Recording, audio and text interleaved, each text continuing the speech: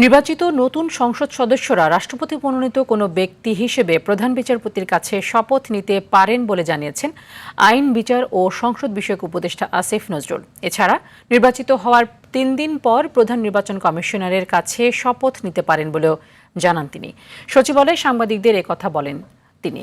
বিস্তারিত বিল্লাল হোসেনের রিপোর্টে।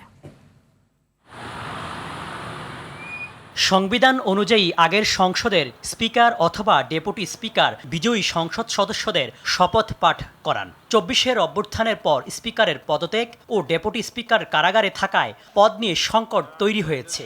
এর ফলে বিজয়ী এমপিদের শপথ কে পড়াবেন সেটি নিয়ে প্রশ্ন উঠেছে। এ অবস্থায় আইন উপদেষ্টা জানালেন, রাষ্ট্রপতির আদেশক্রমে প্রধান বিচারপতির কাছে শপথ নিতে পারেন নির্বাচিত সংসদ সদস্যরা। এখন আমাদের এখানে স্পিকার, ডেপুটি স্পিকারের মধ্যে একজন নিখোঁজ, আরেকজন জেলে আছেন। তাদের বিরুদ্ধে গুরুতর কিছু মামলা আছে এবং তারা পদত্যাগও করেছেন, বিশেষ করে স্পিকার। ফলে এই অবস্থায় ওনাদের দ্বারা শপথ গ্রহণ করার কোনো রকম স্কোপ আছে বলে আমি মনে করি না। আমাদের আইনে আছে, ওনারা যদি শপথ গ্রহণ করাতে না পারেন, রাষ্ট্রপতি কর্তৃক মনোনীত ব্যক্তি শপথ গ্রহণ করাবেন। ফর এক্সাম্পল, যেমন হয়তো আমাদের প্রধান বিচারপতি হতে পারেন, আর যদি এটা না হয় তাহলে আমাদের যে প্রধান নির্বাচন কমিশনার আছেন উনি শপথ গ্রহণ করাবেন। তিনি আরো বলেন, নির্বাচিত হওয়ার ৩ দিন পর প্রধান নির্বাচন কমিশনারও শপথ পড়াতে পারবেন। আমাদের যে প্রধান নির্বাচন কমিশনার আছেন উনি শপথ গ্রহণ করাবেন, কিন্তু সেক্ষেত্রে একটা সমস্যা হচ্ছে, ওটা ৩ দিন ওয়েট করতে হবে। আমরা আসলে ওয়েট করতে চাই না।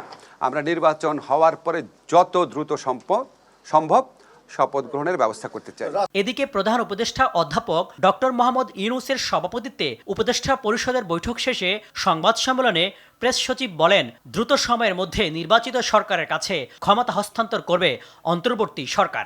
এমপিরা শপথ নিয়েছে, নেওয়ার পরে সংখ্যাগরিষ্ঠ দল লিডারকে ডাকা হচ্ছে যে আপনি আসেন, শপথ নেন as a new prime minister. আমরা ৩ দিনের মধ্যে এটা হয়ে যেতে পারে, মানে 15 ফেব্রুয়ারি তেও হয়ে যেতে পারে, এটা 16 ফেব্রুয়ারিতেও হতে পারবে। আমার মনে হয় না এটা মানে 17-18 ফেব্রুয়ারির পরে যাবে।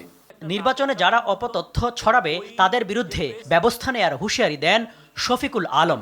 তারা যেন এটার বিরুদ্ধে দাঁড়ায়। বিল্লাল হোসেন, RTV, ঢাকা।